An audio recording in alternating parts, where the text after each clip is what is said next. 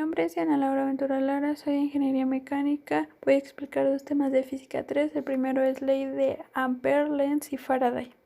La ley de Ampère nos permite calcular los campos magnéticos que se generan en los alrededores de los distribuidores de corriente, que pueden ser tanto uniformes como variables. También podemos calcular la corriente que abraza el contorno de dicho campo magnético. La ecuación que nos permite calcular esto principalmente es la integral de línea del campo magnético por la diferencial de longitud es igual a la permeabilidad por la intensidad. Ejemplos son el campo magnético en el interior de un solenoide largo o el campo magnético en el interior de una bobina toroidal. También el campo magnético alrededor de un cable largo recto y podría ser tanto interno como externo.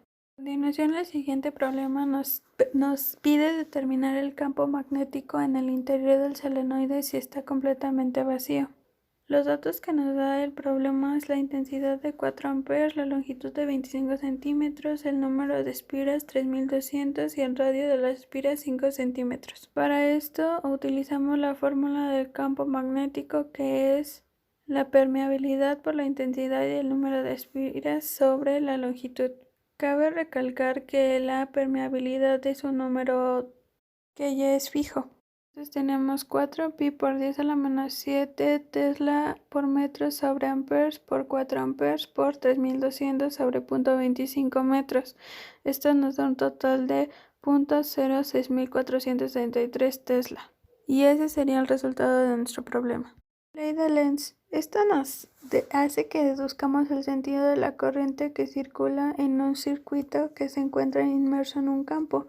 Esto nos damos cuenta que el campo magnético va a cambiar o va a transcurrir dependiendo del tiempo. La opción que podemos utilizar para resolver los problemas es la fuerza electromotriz es igual a menos el número de espiras por el flujo de inducción sobre la derivada del tiempo en segundos. Bueno, el siguiente ejercicio nos dice que determinemos el sentido de la corriente en la siguiente configuración utilizando la ley de Lenz. Como podemos observar, tenemos dos campos magnéticos, uno es más grande que el otro. Entonces lo que tenemos que hacer es recorrer la línea del campo para agregar unas y que sea mayor que el primer campo magnético. Utilizando la regla de la mano derecha podemos determinar el sentido de las líneas del campo. Entonces lo primero que hacemos es recorrer el campo magnético que va en una dirección saliente. Entonces lo que hacemos es agregar las líneas del campo, porque la ley de Lenz nos dice que es inmerso en un campo y que esto va a transcurrir dependiendo del tiempo. Y por eso llegamos a este análisis y esa sería nuestra respuesta del problema. La ley de Faraday cuantifica la relación entre el campo magnético cambiante y en el tiempo y el campo eléctrico creado por estos cambios. Lo que utilizamos para determinar dichos problemas es la fuerza electromotriz es igual a el flujo magnético sobre la derivada del tiempo. A continuación presentamos un problema que nos pide cuál es la corriente inducida en la espira mientras el campo varía. Con esto nos damos cuenta que se nos presenta el primer caso donde dice varía el campo magnético al transcurrir el tiempo, pero no varía el área y el ángulo θ.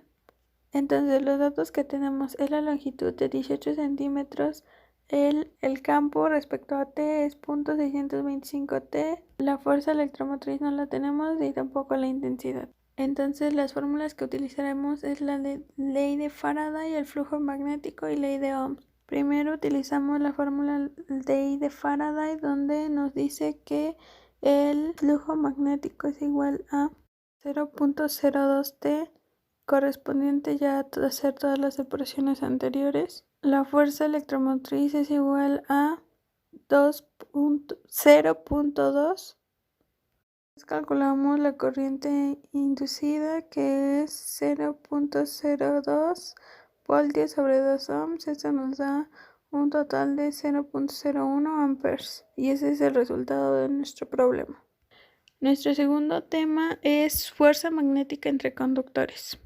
Esto significa que un conductor dado siempre atraviesa un campo magnético existente a una corriente eléctrica inducida en él. Esto forma la compresión básica de lo que realmente ocurre en un campo magnético entre dos conductores. Esto es debido a que los dos conductores siempre harán un campo magnético, entonces harán sus dos fuerzas que choquen entre ellas, y que exista entonces una proporcionalidad directa entre el campo magnético creado y la corriente eléctrica en el conductor. Y bueno, para calcular problemas tenemos aquí varias fórmulas, que puede ser el campo magnético, también podría ser la fuerza que ejerce un conductor sobre otro, la fuerza por unidad de longitud y también el campo magnético resultante.